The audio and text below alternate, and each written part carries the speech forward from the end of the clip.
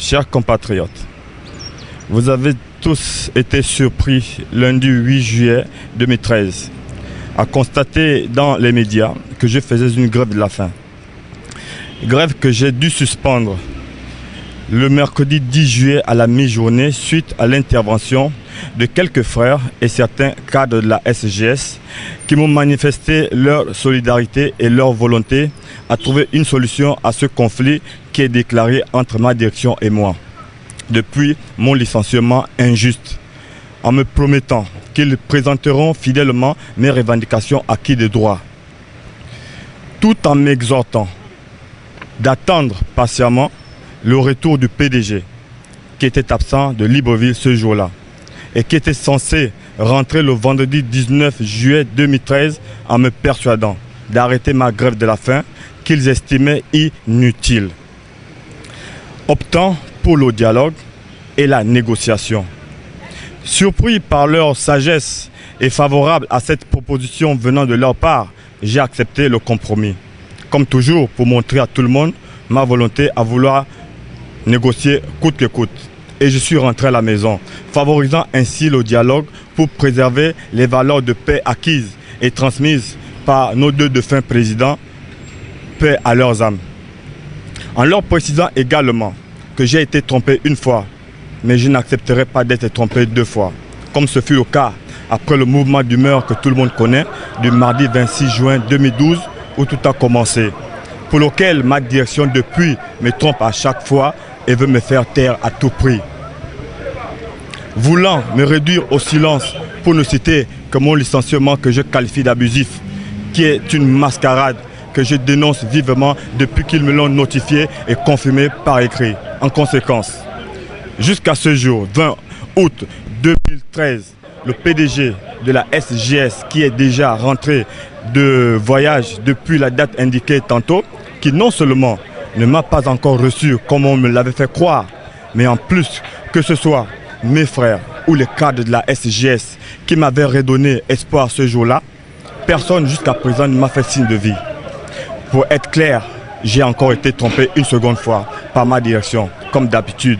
Et ça ne me surprend pas, confirmant ainsi non seulement leur attachement aux anciennes méthodes qui prônent la tromperie inutile, etc., qui ne grandissent pas leurs auteurs, mais aussi leurs incompétences et leurs incapacités à innover.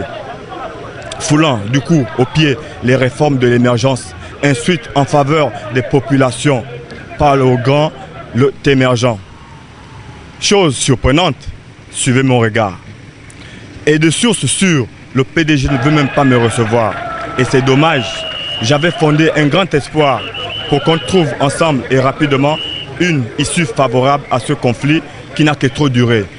Et que je n'abandonnerai pas jusqu'à ce que je sois rétabli dans mes droits, même au péril de ma vie, à moins que le président de la République intervienne. Et pourtant, ce dernier, Yali, pour le citer et pour le prendre au mot, dans son projet de société du plan stratégique du Gabon émergent à l'horizon 2025, des actes pour le Gabon, pour l'avenir en confiance, fait appel à tout le monde pour qu'on se mette tous ensemble au travail, et à la jeunesse en particulier, afin qu'elle s'approprie le concept de l'émergence, prenant par celui-ci qui lui aussi est encore jeune et veut réellement changer les choses dans ce pays, j'en suis convaincu. Qui, lors de son discours à la nation le 16 août dernier, l'a encore réitéré. Quant à moi, je voulais et je veux simplement répondre à l'appel du chef de l'État qui m'exhorte et à être avec tout le monde ce guerrier pour construire l'émergence. Mais de qui se moque-t-on? En tout cas pas de moi. Malheureusement, il y a encore des hommes et des femmes égoïstes qui sont déjà à l'abri du besoin, mais qui en veulent plus, comme des enfants, gourmands, et qui sabotent l'action du chef de l'État alors que tout est vanité selon l'Ecclésiaste. Et qui font passer le président pour un menteur et un incompétent.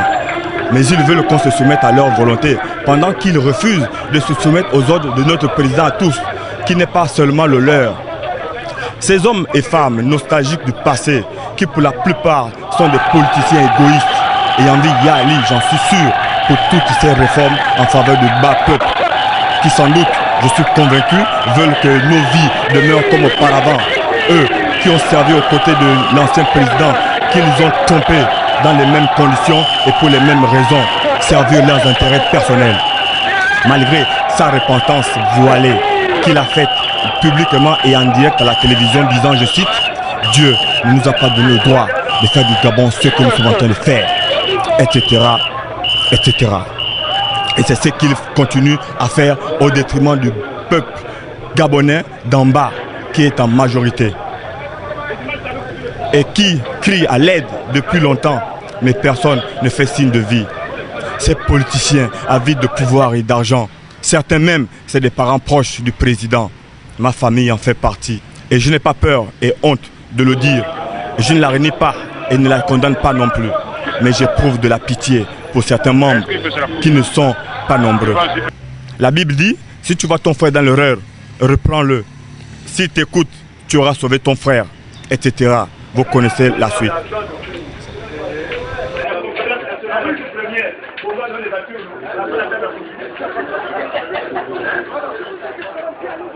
Voilà.